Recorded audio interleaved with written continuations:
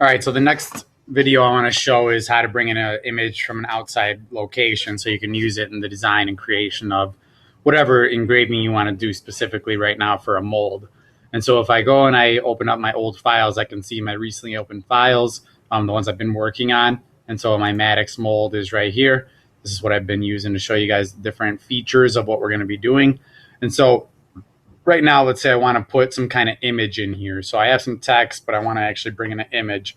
I have a couple different options. I could draw an image, which I'll show you a little bit more of later, or I can bring something in from the internet. And so all I'm going to do is I'm going to go to the internet and find whatever image I want. Now, if I come over here, just in a new tab, let's say I want to put an eagle picture. And so if I just go ahead and look up eagle picture, because that's flying an eagle. Now, here's the deal. And I'm going to show you the wrong way first, or maybe not the best way first. And so if I come in here, I can find some real images, some nice images of an eagle, and I can bring that in. So let's just go ahead and look.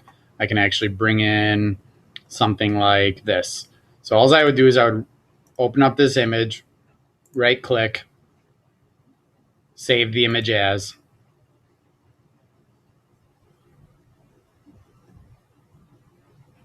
And now when it brings up my menu, I'll just save it as Eagle.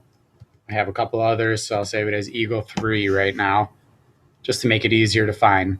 Now it downloads the image. I leave it right there. It's in my documents or my downloads. Now when I come into V-carve, I have to import the image. So what you don't want to do is file open. Okay, that's not the right way to do it. We want to import. And we're going to import a bitmap. As I mentioned before, bitmaps are going to be your standard images that we then have to turn into vectors. So I can import bitmap. I could click right there, or there is a shortcut out here. Basically, up in the file operations menu, I can import bitmap for tracing. It's open as a little picture of a bird in there. Okay, so I go right here. I believe that eagle, I put it on my desktop. And so I just select the eagle, and it brings in this picture. Now, this is all great. Now, let's say, all right, it's a little bit too big. I want to bring it down to a different size, put it right over here, maybe center it left and right. Okay, now this is fine, except when I try to engrave something like this, it's going to have some trouble interpreting all of these different lines. And so your next step with any picture is you have to change this from a bitmap into vectors. And so with that, all you're going to do is you're going to come over to your Create Vectors menu, and down here next on this bird, says fit vectors to bitmap. And if I click on that, okay, it's going to bring up this menu option that's going to ask me if I want to do color or black and white. You're always going to get better results doing black and white. Color is a little bit too confusing. It tries to figure out too many different colors. So black and white. And then this I'm going to leave as standard right now, but I could see if I did a noise filter, it may change some things for me. My colors, if I drag this, you can kind of see that it washes out either the black or the white. And so normally, defaults to the ideal setting. And so when I go and I fit vectors right there, you'll see the biggest problem is if I close out and I zoom in, it kind of traces in really weird patterns. And so if I were to try to go engrave this, you can imagine the path it would take. It would actually follow along all these different, it would follow along these lines right here. So it would actually come down like this. It would drop in, come out, drop around. When it came over to the head, it would just carve out right here. So when this is all said and done, it wouldn't really resemble an eagle.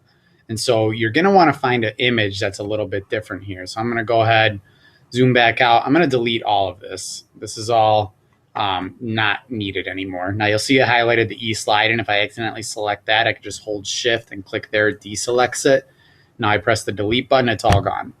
So I'm going to come back here and I'm going to find a better image. So what I like to search is maybe eagle, clip art, black and white. That keeps the images a little bit cleaner. And so when I'm looking around right here, I want to find something that's pretty straightforward and clear cut. And so when I go and engrave it, the computer can interpret it a little bit easier. And so maybe I want to find something like this right here. It's black and white. It's pretty simple, and it's going to define itself pretty well in the actual program. Even something like this is going to be too much. It's going to have too much detail for it to interpret well. And so I'm going to come down here. I'm going to save this one. Oh, not save link, save image. Okay, we'll call that Eagle 4.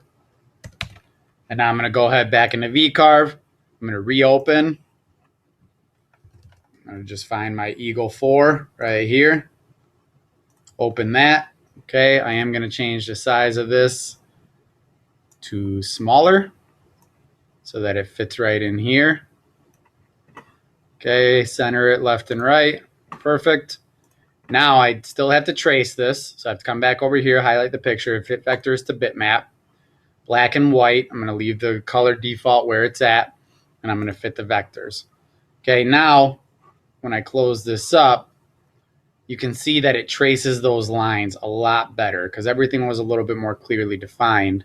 And when I start clicking on all this, it's closed paths, it's solid lines, it's not those little crazy lines we saw before. And so that is a nice clear image for me to actually do this with. And so that's something I would want to run with. Now the next step for this is to actually assign the cutting path and see where we're going as far as what it's going to look like. And so for the image, I'm going to do the same thing as before. I'm going to highlight the image. I'm going to come over here to toolpaths. I'm going to try a V-carve engraving toolpath. I'm going to go ahead. I'm going to say you're going to start at 0.125 because that's the depth of the cavity. So you got to start at the bottom of the cavity that I cut out.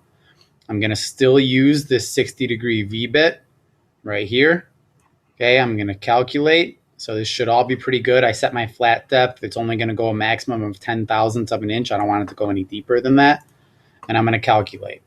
And then I'm going to go ahead right over here and I'm going to preview all my toolpaths. I'm going to see what the whole image looks like at this point.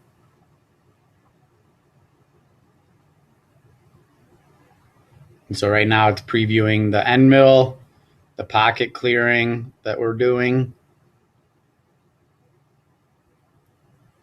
All right, and so that's how it's actually going to look in the end. So that looks pretty solid.